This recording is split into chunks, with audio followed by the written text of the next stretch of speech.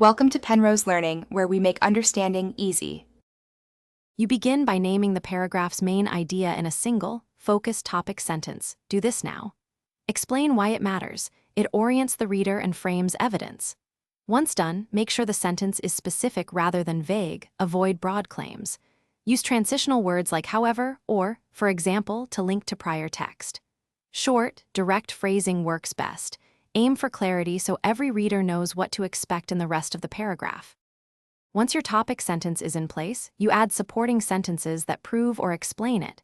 You should include evidence, a concrete example, then analysis that ties the proof back to the main idea.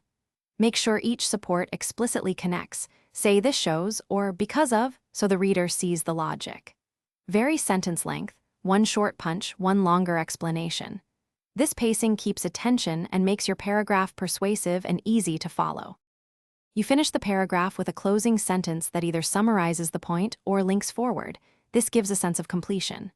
Then, edit. Read each sentence and ask, does this support the topic sentence? If not, cut it or rewrite.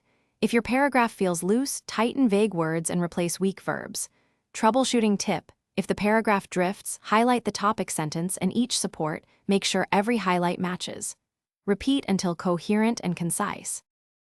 Thanks for watching. If this was helpful, leave a like and consider subscribing. See you next time.